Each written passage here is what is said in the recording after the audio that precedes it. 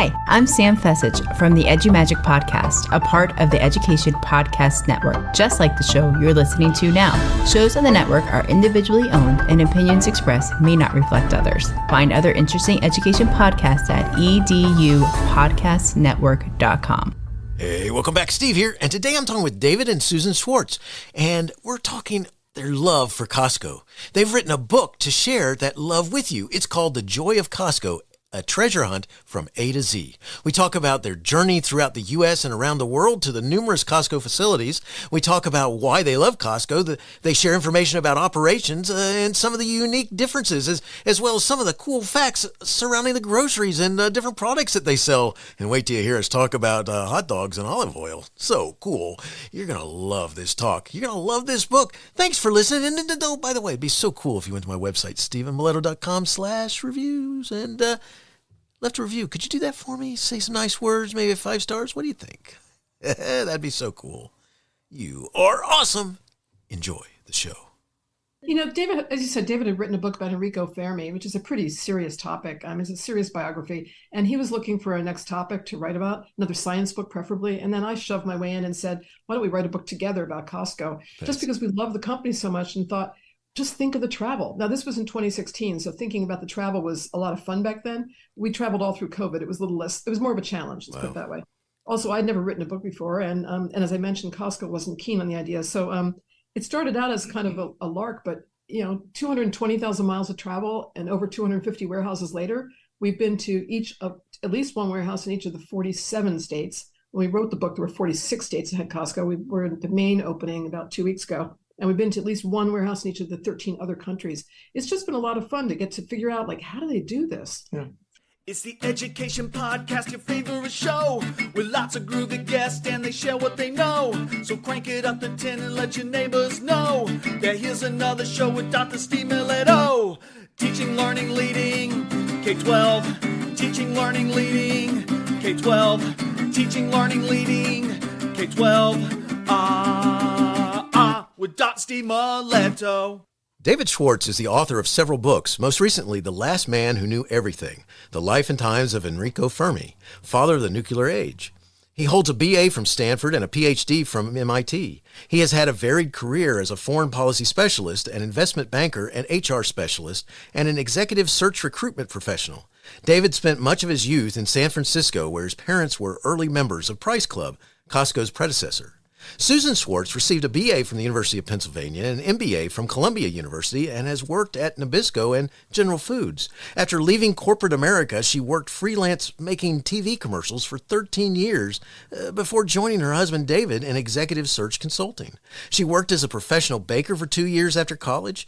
She grew up in Philadelphia, where she delighted in shopping at Costco with her beloved parents. She became a member of Costco in 2009. Susan and David are proud grandparents and avid birdwatchers. Our focus today is their book, The Joy of Costco, a treasure hunt from A to Z. A little bit about The Joy of Costco, a treasure hunt from A to Z. In their book, The Joy of Costco, they hope to share with over 3.2 million people who enter one of Costco's warehouses every day the answers to some pressing questions, such as, how does Costco keep the price of its foot-long hot dog down? And in a whimsical A to Z format, the book covers topics ranging from chicken and eggs to more serious topics like Costco's code of ethics, sustainability, and good works. David and Susan, thanks so much for being on the show today, and say hi to everyone. Oh, well, thank you for having us. Hello, everybody. Hi, everybody. Thanks so much. Well, it's great to have you here, and this is really cool. All right, because first of all, your book's got these great colors and it's got all this great information, and it just looks good also. And, I got to say this, and before we go any further, I have to say this. I mean, neither of you are paid in any way by Costco, and neither is this podcast, all right? So anybody listening, this is not a commercial for paid for commercial by Costco, although I am open to sponsorships if anybody's thinking that. But and we don't receive remuneration for mentioning their names or this book. As a note, the company celebrated its 40th anniversary on September 15th of this year. What is it that you most like about Costco? I mean, do you have a large family all living in a large house? And I know the answer to this. Oh, no. In fact, we're proof that you don't have to buy in huge bulk in order to enjoy Costco. We've always loved Costco. We love the quality of the items, the careful curation of the items. there are only 3,800 items in a warehouse versus, let's say, 40,000 at your typical supermarket or 140,000 at Walmart. We also love the low prices. I mean, you can't beat the prices. And finally, we love the treasure hunt aspect of it. You never know what you're going to find around the next corner. You go two separate, 1 week after another. That second week, you're going to find different things. And we love that aspect of it. That's why we spend a lot of time wandering around the entire warehouse looking for those special things that we didn't see the last time we were there. You know, I love this because, you know, it's just an amazing thing. Susan, do you have something you want to add? No, I was just going to say, back to your point about not being paid by Costco. If anything, it was a struggle to get them to work with us on this book. We met the co-founder and the CEO in 2018, and they were very kind and friendly and said, we don't want a book written. Very, very modest inherently. And took us another 3 years to convince them we were doing it whether they liked it or not. Once we convinced them in 2021, I recall it was over Easter weekend, we got an email saying, would you like to come for a meeting? We want to make sure the book is accurate. Well, after that, they never paid for a thing, except for, I think they took us out to dinner once, but maybe a hot dog or two. But they opened the gates and let us see behind the scenes, which is really a remarkable opportunity. But really, it's a very shy, modest company. They like to do the right thing when no one's looking, and to have all this kind of fuss about them makes them a bit uncomfortable. Imagine having two stalkers like us, you know, following you around, talking about you and gushing. It's a love letter to Costco, plain and simple.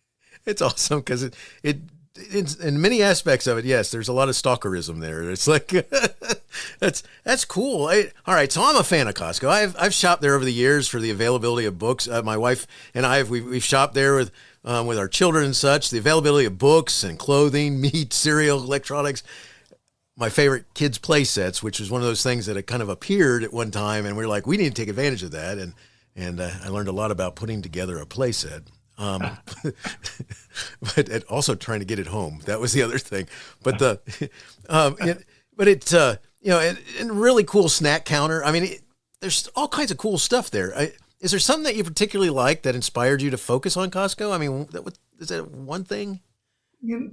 You know, David, as you said, David had written a book about Enrico Fermi, which is a pretty serious topic. It's a serious biography. And he was looking for a next topic to write about, another science book preferably. And then I shoved my way in and said, why don't we write a book together about Costco? Just because we love the company so much and thought, just think of the travel. Now, this was in 2016. So thinking about the travel was a lot of fun back then. We traveled all through COVID. It was a little less, it was more of a challenge, let's put it that way.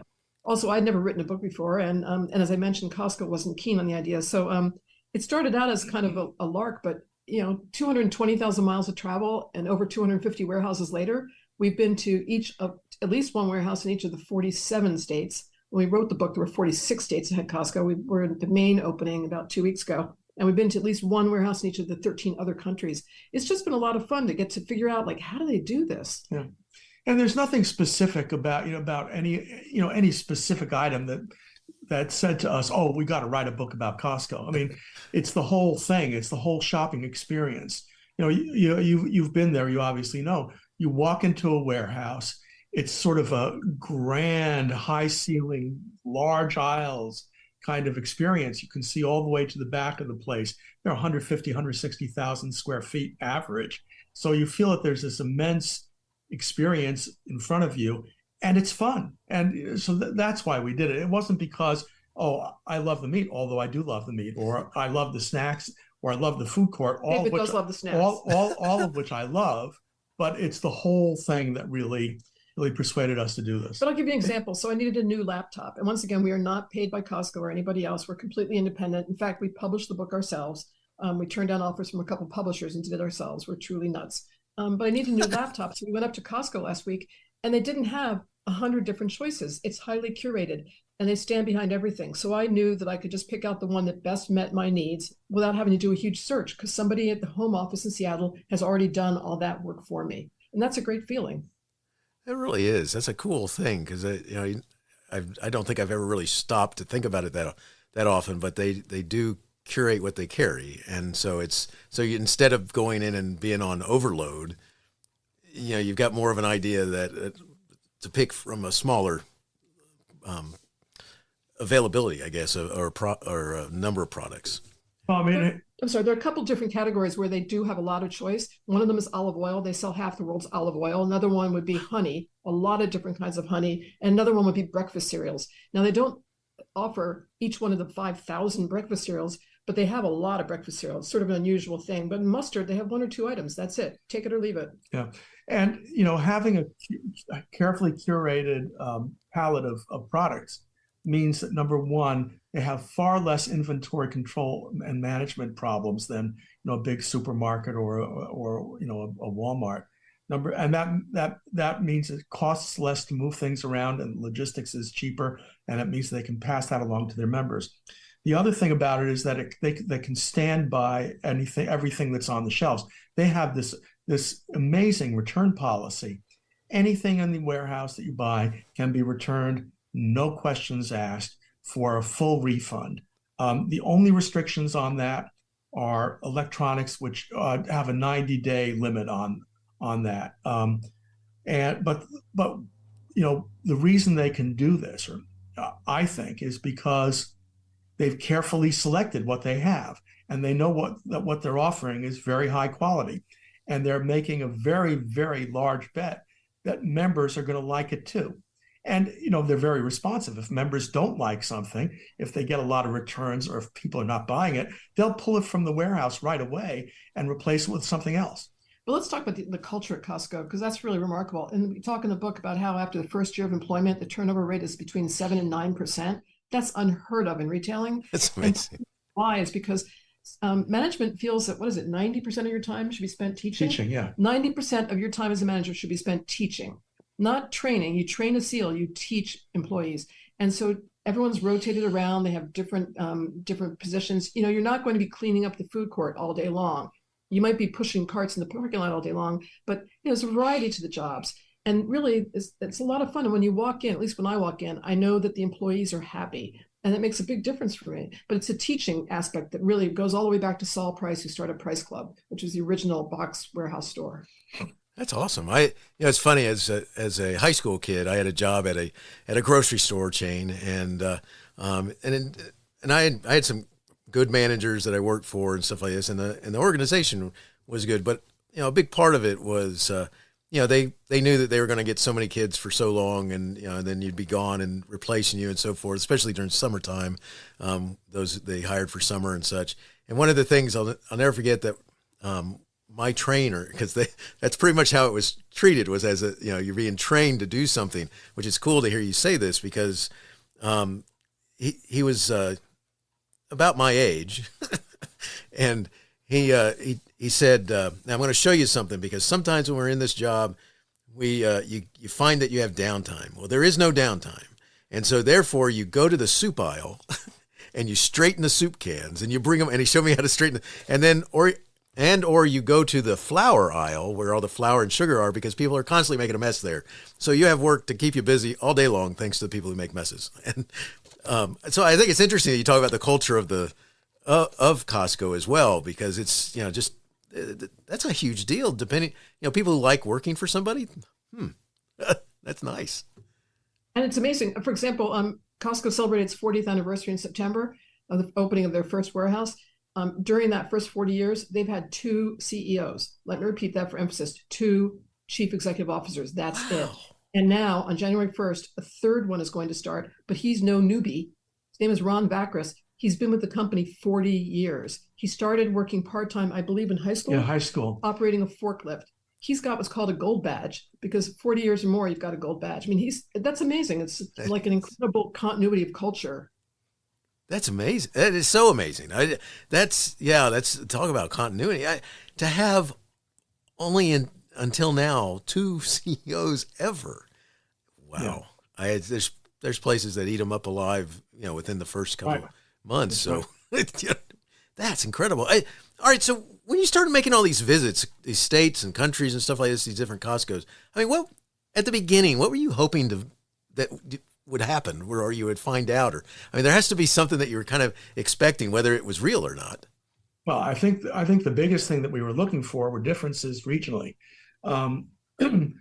People may have the view that one Costco is exactly like another, and within a region, that may be true more or less, but there are even differences within the regions because the buyers will sometimes take very local items and put them in a particular warehouse to see how they do.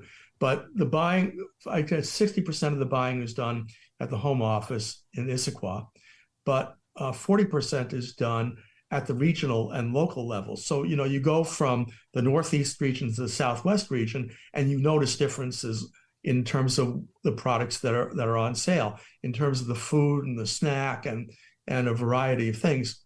And even apparel, for example, because, in the Northeast during the winter, you're going to have winter kind of clothing. And in the Southwest, you don't need that. So, I mean, there are differences. Where you see the real differences are overseas because, Europe and Asia and Oceania, Australia and New Zealand are each very, very different.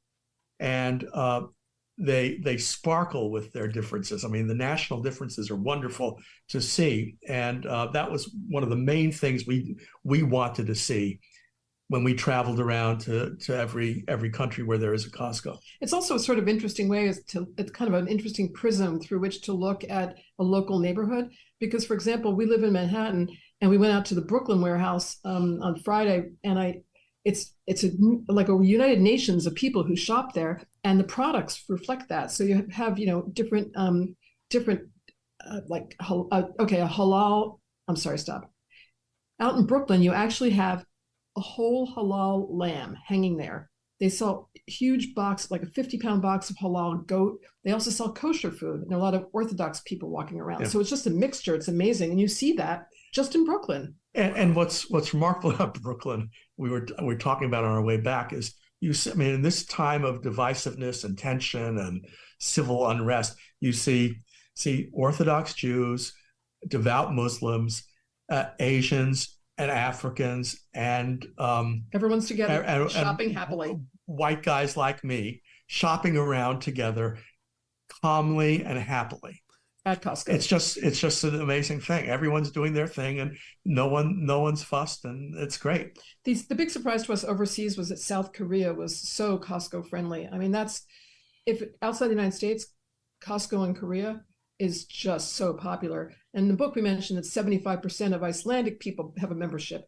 But in South Korea, I'm sure the penetration is much deeper than that. In fact, we would love to get the book translated into Korean and sell it in Korea sometime next year or two if we can manage that. But back to the United States, it's different everywhere. It's always the same, but it's different.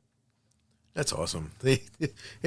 And especially thinking about the differences they recognize, because I would have thought it was not that. I would have thought that it's the same wherever you go, because you think that would make it more the efficiency level at a certain, if you could put one and one is just like the other type of thing, and that's neat to know that it's not. The layouts are generally the same. I mean, they're usually just a big box. There are differences on the outside depending on what local authorities would prefer. Costco is very responsive to local authority suggestions about aesthetics. But inside, it's a big box. The places, the warehouses that are really different in terms of their insides are in Asia, where there's less space, and often the warehouses are stacked on. The shopping floors are stacked, and the parking is on the top, and it's a little bit more cramped. But generally, when you walk into a Costco, it's a Costco. There's the big shelving, and there are the wide aisles, and the merchandise is presented in a very clean and tidy fashion. Yeah, absolutely. Yeah. I mean, but in Iceland, for example, there's grass on the roof of the warehouse. Nice. Because it's part of a shopping mall area. And for whatever reason, there's a nice housing development up above the Costco. And they decided these people wouldn't want to look at the top of a warehouse. So they went to the Icelandic tradition of the thatched roof. That's charming. Across the street is an IKEA, which looks exactly the same as the IKEA everywhere else around the world. But Costco adapts itself wherever it goes. It's really interesting. You mentioned good works. That's something we really would love to talk about because they quietly do a lot of good works. I mean, recently the fires in Maui, Costco is there quietly providing generators, food, water. Really, the warehouse stayed open the whole time. They're there when people need them. whether it's a tornado or a hurricane. It's really quite touching. They also encourage their employees and their members to contribute to the Children's Miracle Hospital Network, and nice. That's really quite a big thing for them and for the network itself. They're very grateful. But it's really important to them to give back in the communities where they do business and really take part. And another thing is sustainability. You mentioned that. I was delighted to hear you say it, because Costco is so big and they realize the impact they can have. The single bottle of water, when they made the lid a tiny bit thinner, that saved tons and tons of plastic. And they realize that, and they take that responsibility very, very seriously. That is awesome. That's so cool. This is, it's neat to hear about, because like I said, you would expect that everything would be the same, but it's not. And it takes in the culture and the needs of the community or that environment. And I have to say it's so cool to learn that about the Korean one, because I was, first of all, think that 75% of Iceland the population belongs to one. And then that's even more in other places, in another place in the world. That, talk about a powerful company. I mean, providing what people are needing. That's really cool. And all right, so I gotta say this, because your book got a review from James Patterson. And what was that like? I mean, that's cool. Okay, that was 2 words: mind blowing. Really grateful. He's a big Costco fan. We were very lucky that somebody who we know knows him very well and sent him a copy of the book, and we were just delighted. Snoopy dancing. But another blurb that we got, which really meant the world to us, was from Charlie Munger, who just passed away recently. A dear friend of ours. Charlie was on the board of Costco from 1997 until his recent passing. He was Warren Buffett's partner in Berkshire Hathaway. Wow. And it's just really, Charlie understood Costco inside and out. He just was great. May you rest in peace. That's awesome. But it's neat that you had the opportunity you provide something and you get some feedback. That's really cool. That says you did good. I like that.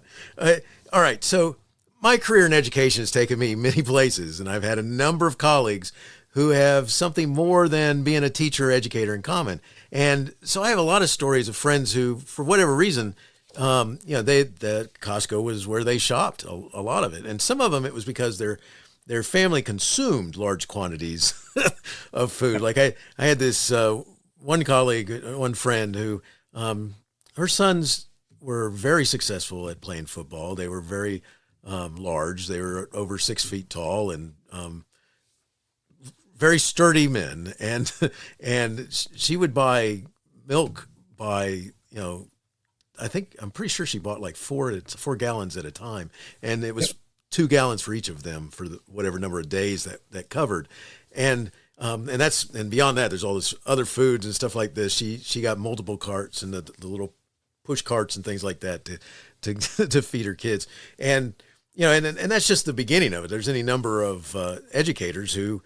That's helps them watch the dollars and the billfold and all that sort of stuff, and then provides the different products. And it's funny you mentioned cereal earlier, because that's one of the things that kept me going there for the longest time, because I always had my cereal that I wanted.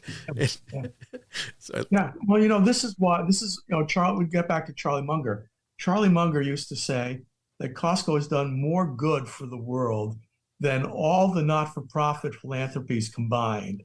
And he was only being slightly facetious.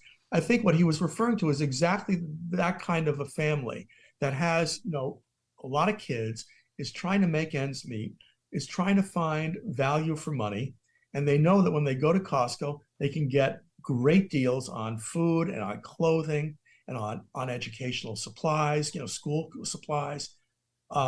And know that it's high quality, and know that they can save money doing it. Well, also glasses and pharmaceuticals. I mean, nothing at Costco is marked up more than 14% above cost. That's really amazing. So nice. Unlike major drugstore chains, which mark down the price of generics vis-a-vis the brand names, Costco marks the generics up with respect to the cost of it. And then I, of course, never do an interview without mentioning my hearing aids, which are from Costco. Poor David has listened to this so much. He probably regrets he still didn't hear it. Yeah. What's that? Costco sells a lot of hearing aids. Mine were $1,500, and they would be $10,000 anywhere else. You don't have to be a Costco member to get a free hearing test. You just need to make an appointment. You do need to be a member to buy the hearing aids, but these are amazing. I can eavesdrop several states away. But it's really great. It slows down cognitive decline. It reduces your trips to the ER. It's a wonderful thing. And Costco, it's kind of business like, okay, they're selling cereal, they're selling olive oil and roast chickens, and they're selling hearing aids. And the reason why is because it's an area where people often get taken advantage of. And that's why they also sell caskets and coffins, because that's another area where you often get taken advantage of. Yeah. I mean, one of the things that differentiates the Costco audiologist from, let's say, a private audiologist is that the Costco audiologist gets paid the same thing whether or not he or she sells you hearing aids. So there's no incentive at all for them to shove stuff at you that you don't need. Whereas I'm not saying that private audiologists do that. I'm sure that most of them have a lot of integrity, but there is an incentive to sell you stuff when you're going to a private audiologist because they make a commission on what they sell. And back to my computer purchase, the person who was helping us in what's called the majors department, where they sell major electronics, he's wearing a red vest. He's there. It's one of the few departments where they have somebody, positioned there to help you because it's a big purchase and it's technical. I was looking at 2 computers. He actually finally recommended I buy the less expensive one. When was the last time that happened, Steve? Yeah, not very often. Yeah, I was sort of stunned because we had already bought the more. Okay, that's not interesting. I will say you can probably get a sense of now why we have so few friends left. Because if you have a party, you need everyone to leave. We will come and talk about Costco until they run screaming. We love the company. I mean, they make mistakes sometimes, but they own up to them, and that's another thing that's really important. Is their code of ethics is 19 words long. It's the smallest thing at Costco, and the first 3 words are "obey the law." It's hard to do, but they do it. Yeah, look after your members, look after your employees, respect your vendors. And if you do all of that, your shareholders will benefit. That's it. That's awesome. That is so awesome. That's it says a lot, especially when you come back to that those numbers, those percentages of what their turnover is like, which is very little. Staggering. And that's another benefit to the communities as well, is a good job that you can keep for a long time with tremendous benefits. Honestly, if our book doesn't work out, I'm hoping to get a job in the Costco bakery. And I think David thinks he can be a greeter, but we're not sure. He's friendly, but we're not sure. Nice. I like that. That's so. All right. So you've been to these different warehouses and things like this. The actual warehouse. Are there any stories there? I mean, could you talk about its uniqueness? I mean, any thoughts about some of the things like as you watch what they're doing and things like that? There are certain warehouses that look very different. There's a warehouse in Santa Fe, Mexico, not New Mexico, but Santa Fe, Mexico, which is just outside of Mexico City, that's perched on a beautiful gorge that is a national park there, and overlooking that gorge. And on the roof, Costco has installed a contemplative garden, a football field, a skateboard park, a paddleball court, all for the use of the community. So half the cost of the development was the free facilities on top, which are open to the public, and the other half was the cost of the warehouse. That's amazing. And in Mexico, they have people who are not employed by Costco, but who are contracted, who will who collect the carts in the parking lot, but will also help you take your cart to your car. And you tip them, and it's all very nice. One of the really cool experiences we had was getting to watch them get what they call showtime ready. And we went to the Sterling, Virginia warehouse, and what happens is the warehouse closes, let's say at 8:30 at night. We got there about 6 p.m. We stayed until 11 p.m. We watched them closing down for the evening, and then we went back the next morning at 4:30 a.m. and watched them get ready for a 10 a.m. opening. So it takes a long time for them to move everything around the forklifts. We were wearing hard hats. We got badges that said our names. It was the thrill of a lifetime. But the reason they say showtime ready is when they open the doors to the warehouse, they like to think of it as if it's the curtain going up on a Broadway show. And so the biggest compliment you can ever give to a Costco employee when you walk in, it'll really scare them, in fact, is if you walk over to somebody and you say, "This is showtime ready," they'll think, "Who are you? How'd you know that term?" Nice. That is so awesome, because it just in the verbiage that they use, that makes it a different feel, kind of going back to what you're talking about, especially differences between training and teaching and so forth. And I'm sorry, and there's a point of pride too about opening a few minutes early. where they do this everywhere in the world except Korea, because in Korea it's against the law to open early. But everywhere else, you'll notice very often, if it's supposed to open at 10, the doors will actually open at 9:45. It's a point of pride. Nice. That's awesome, because as a kid, I worked a couple of places where not only did they not want to open early, they also wanted to see if they could close early without really giving away the fact they were closed, type of thing, and it scared people away. Which that's cool that they. Well, if you're shopping there at closing time, they do what's called a soft sweep or a gentle push, which is basically they walk through and you just make sure that people who are shopping know that it's closing time. They don't force anyone out, and then typically, the last person there will be at the cash register probably if closing time is 8:30, they'll be there at 8:45. They don't rush people out. It's not like my local library where they flash the lights on and off and then lock the door. Yeah, but I will say, Nice. Costco, part of the reason they're so modest is because they realize that success is really fleeting, and they really, really were grateful. They felt very, very lucky. There are a number of things that happened at the beginning of the company's history, which we talk about in the book, where the coin flip could have gone either way, and they were eternally grateful for it falling in their favor and for their success. And so they embody, for me at least, the importance of luck and success, and also that you have to work hard, because they work really, really hard. Yeah. It's hard to sell all that stuff. Yeah, really hard. They also, in the founding team, of Costco in 1983, Jim Sinegal and Jeff Brotman, who founded the company, brought together a group of people they had worked with, and who had worked with each other for at least a decade or two in FedMart, the old Saul Price operation in San Diego. So these people knew their business, knew how to work with each other, and really liked each other. And several of those people took huge cuts in pay to come work for Jim and Jeff, because they believed in the project. They really enjoyed working with these other people. Yeah, I think it's a good lesson for students. Like if you just put your nose to the grindstone and work hard and, respect other people and get along well, like you can be successful in life. Yeah. Certainly for us, in 7 years, and I'll tell you, we printed and manufactured the books before we ever knew Costco was going to sell it in the warehouse. We had no commitment from them. We just plowed ahead and did it. Now you might say we could use some psychological help, but we just plowed ahead and hoped for the best. The book is available everywhere, but also at Costco. And we're very grateful for that. Because as David says, they're highly curated. They didn't have to sell our book there, but they did. That's so cool. And I mean, and like you said, you're the ones who published it as well. So you didn't take the deals. And I was wondering about that, because it's published by Hot Dog. Hot Dog Press. Hot Dog Press. That's us. Nice. I like that. You're looking at the entire Hot Dog Press team. Awesome. Headquarters here in New York. It's 450 square foot apartment. But seriously, this is not really the whole team. I mean, we pulled together, art director, an illustrator, an editor, distributor, printer. We have a number of lawyers, trademark lawyers, our IT agents, lawyers, our literary agents. We have a publishing consultant who is one of the most experienced people in the business. So there's this whole group of people that have helped us make this happen. The Hot Dog Press team, but you're talking to the entire staff of Hot Dog Press. That's awesome.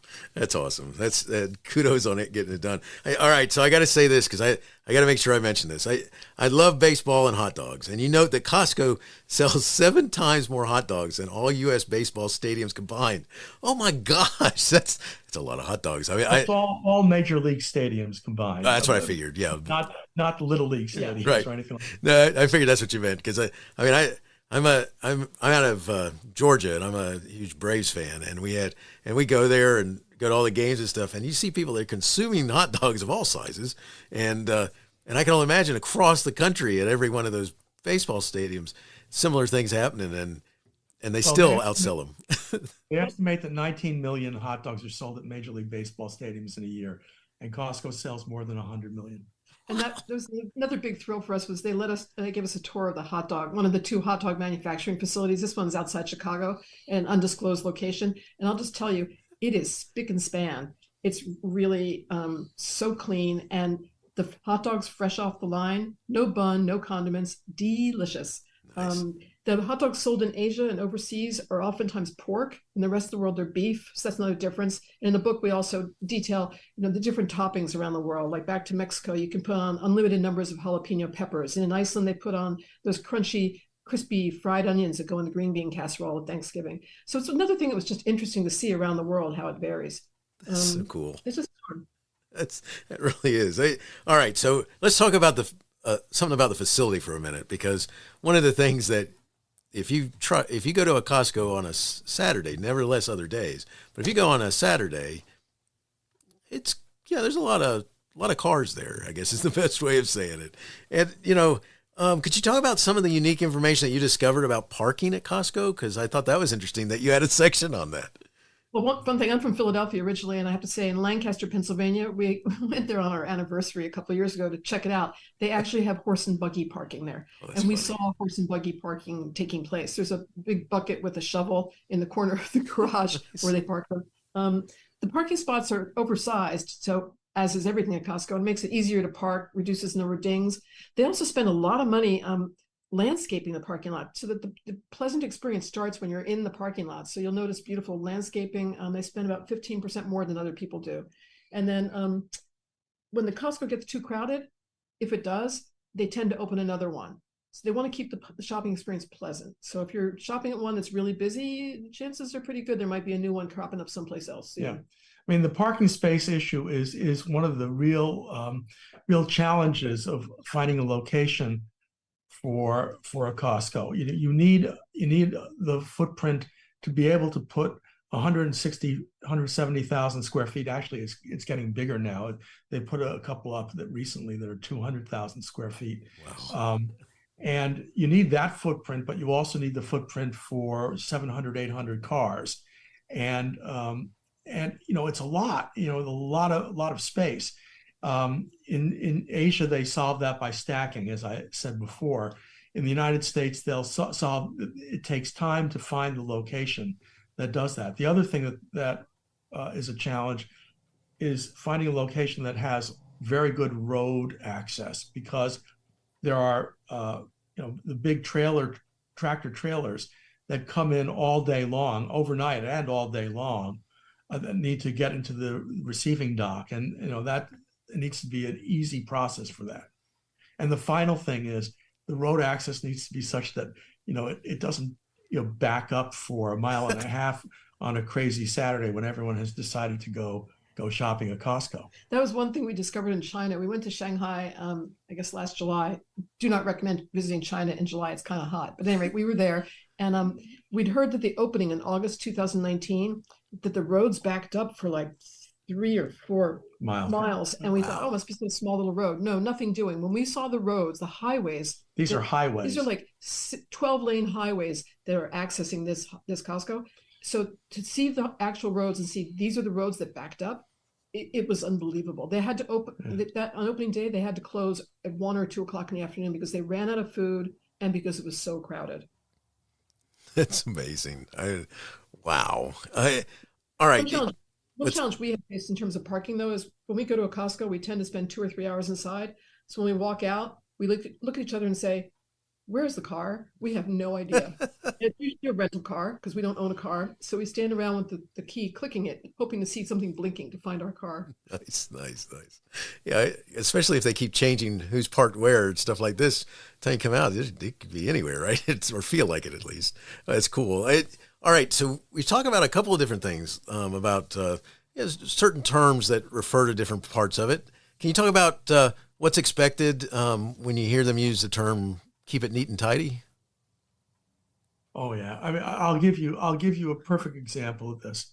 When we spent that night, the overnight at Sterling Warehouse, we got back at around 4 a.m, and there were people charging all over the place with forklifts and pallets and things. But in the final 15 minutes, they took string and they took a long string, put it on one end of the aisle and at the other end of the aisle, and made sure that the pallets were all lined up along that string. Nice. So they had to be perfectly lined up. And if they weren't lined, we saw them bring a forklift around and move the pallet so that it was perfectly lined up. So that's the extent to which they go to make sure that everything looks neat and tidy. The top of the pallets need to look straight and flush. What else they focus on? Oh, they don't, overnight, they really don't like to leave a pallet that's sold down. So everything is replenished to the same height. 54 inches is sort of the canonical standard. Sometimes it's lower, sometimes it's higher, but they like to keep it around 54 inches. And that was a number that was invented by Saul Price way back when in the Price Club days. There's a story about Saul seeing a beautifully arranged display of tires, because Costco sells tires, and it was really high. It was way higher than 54 inches. And Saul, who sometimes had a little bit of a temper, allegedly knocked over the entire display and said, "That's too high. Do it again." Like, oh no. Yeah, nice. It's cool though to have just any of these types of concepts, any types of thoughts about how it should be, and that that any team member, whatever their position, can participate in that.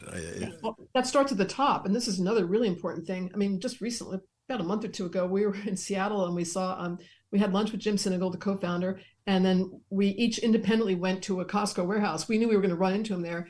And as we walked in, I saw Jim bending down to pick up a piece of paper from the floor. I said, "Excuse me, sir, I'll get that for you." He turned around and he said, "Well, how'd you get here so fast?" I said, "Well, how did you get here so fast?" But that says everything you need to know about Costco, that the co-founder at age 88 walks into the warehouse, sees a napkin on the floor and picks it up. And that sends a message down to the 300,000 other employees that we don't leave garbage on the floor. And when you walk around a warehouse, it's neat and tidy. There's nothing on the floor. And if there is, somebody comes over to pick it up pretty quickly.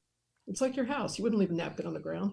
The maintenance people are really, who go throughout the warehouse every day, on an hourly basis and tidying things up. They're really well respected. I mean, they are part of the merchandising process. People understand that the shopping experience, the reason people enjoy it so much is because it is a clean place, well lit. That's so awesome. That's very cool. All right. So, one of the things you've talked about is the different places in the world that you've gone to see different Costcos as well as the U.S. And one of the things you've also shared in your book is that the grand openings are kind of unique that Costco does. And I was wondering if you could kind of combine those two and talk about those grand openings, and maybe if you've been to a unique one or two that might not be in this country. Well, certainly. Sweden, yeah. Yeah. Why don't you talk about it? Me? Okay. So, we arrived in Sweden for the opening, and it was really, really interesting because I don't think the Swedes sort of knew about Costco, and because many of them travel into the United States and they see Costco's there. But many of them were just very, very curious about what it was like.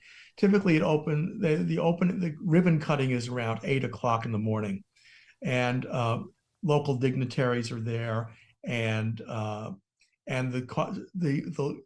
warehouse management is there. Now, senior management from Issaquah is in Sweden, but they don't come at the ribbon cutting because they don't want to take away the limelight from the warehouse management. But they arrive later and they walk through and shake everyone's hand and say hi to people, have their pictures taken.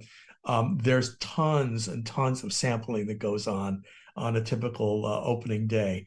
And I think our impression was the Swedes were really, really quite impressed with what they were seeing. Nice. Impressed with the quality, impressed with the prices, impressed with the variety. There are always some wow items that are really special for an opening. So, for example, I was able to resist the rhinestone-studded Gucci sunglasses. They had a huge display of fantastic sunglasses. The Gucci ones stick in my mind, but Ferragamo, all kinds of really unbelievably elegant brands, and but great prices. They also we saw a gigantic bar of Toblerone at the Swedish opening. We decided not to bring that back. We do carry-on luggage only. That did not fit. A 10-pound Toblerone bar. Oh my the night before, there's an opening party where all the vendors and the employees and their families go, and that's really fun. everything's ready to go, except there's no fresh fish in the display cases, but everything else is all ready to go and on display, except for the baked goods too. And you can walk around and see everything. And then the next morning you come back and you can buy, but it's just, it's awesome. And they always have a big sheet cake with the store number on it. And congratulations, vanilla and chocolate. Yeah. But I would, the most recent opening we went to was up in Maine, and that was great. People had been really excited about that opening for a long time. Because if you live in Maine, you want to go to Costco, you had to go down to Massachusetts, or to New Hampshire. So people were very excited, and it was very crowded, and I think very successful opening. The line started forming, I think, at like 2 a.m. the night before. We did not do that. We've been to enough Costco's. We did not need to sleep overnight in the parking lot. But if you wanted to, the parking lot was pretty big, well landscaped. Wasn't in Sweden where there was a pregnant woman at the front of the line? Yeah, she's pregnant with twins. And there was a pregnant minutes early because they didn't want to make her wait any longer. It was pretty cold, and yeah, exactly. Nice. And we went to a warehouse opening in South Windsor, Connecticut, and the wow item that morning was a PlayStation 5, which at that particular moment was unavailable anywhere else. Wow. People came from New York City to South Windsor, Connecticut, and spent the night online. And then, when the ribbon was cut and the crowd pushed in, it was like a feeding frenzy for the PlayStation 5, just a total chaos. And the interesting thing is they sold out of that within, I think, about 20 minutes. And they immediately had another pallet of something else brought in to replace it. So, it still looked neat and tidy. Yeah. That's that's what a neat thing to learn about. I mean, the operation, always been amazed at the store anyway, but to know so much more, and you guys have found out by traveling to all these different stores, just all the cool stuff that's out there. I mean, we're getting ready to close up, David and Susan, but before we do that, if someone wanted to follow up and connect with you and or learn more, where would you send them? Our website, certainly, the Joy of Costco. We're also active on social media, also the Joy of Costco.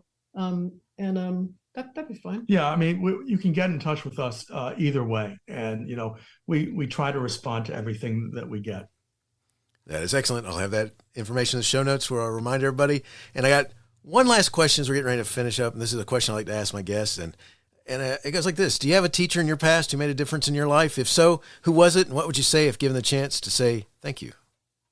Well, that'd be my mom, because she was a school teacher. Nice. She had eyes in the back of her head. She did not sleep in the closet and eat chalk. She lived at home, but she was tremendous. She taught junior high. She started out teaching kids with learning disabilities, and then taught in Center City, Philadelphia, at an alternative school that gave kids a chance who otherwise wouldn't have had one. And it was really touching, the number of kids who stayed in touch with her. Thanked her for teaching them how to do a resume or get a job. She was awesome. But for me, I've been very lucky. I've had 2 teachers who had feature films made about them, The Family Stone and The Emperor's Club. No, but it's not a competition. But the teacher who made the most impact on me was my PhD advisor, Bill Kaufman, who really, when you get to graduate school at that, at that point in your life, you're looking for someone who can really mold the way you think about your particular subject. And he certainly did that. He was incredibly powerful in terms of teaching me how to think about the subject of political science, defense policy, national policy, and that kind of thing. But he also, just his manner and his way of walking, his way of talking, it just was hugely influential to me and to all my fellow graduate students. I think about him often. He died in 2010, I think, early 2000 or maybe 2009, and I do think about him very, very often. We should also mention our daughter-in-law's a high school science teacher in the Philadelphia area. Yeah, we love teachers. Yeah, teachers rule. Yes, most definitely. Very nice. So cool. Hey, David and Susan, thank you so much for sharing your book, The Joy of Costco, A Treasure Hunt from A to Z. What an awesome book. I'm wishing the best in all you do and looking forward to what cool adventure you guys take next, because it's got to be another one coming, right? Oh, well, thank you very much. We haven't thought that far forward yet, but thank you very much. Well, thanks for your patience with us. Thank you. Hey, you have been listening to Teaching Learning Leading K12, a podcast to help you help kids achieve their dreams. Teaching Learning Leading K12 is a member of the Education Podcast Network. Podcasts for educators, podcasts by educators. Teaching Learning Leading K12 is a member of the podcast network based in Canada called Voice Ed Radio. Voice Ed Radio, your voice is right here. The opinions expressed on Teaching Learning Leading K12 are those of the guests and host. Teaching Learning Leading K12 is intended to share ideas, advice, and suggestions. Teaching Learning Leading K12 is produced for educational purposes. Hey, thanks for listening. It would be awesome if you visited my website at stephenmiletto.com and connected with me, left a review, and listened to more episodes. And by the way, you could also share it with your friends, with your family, and your colleagues. Thanks so much. You're awesome.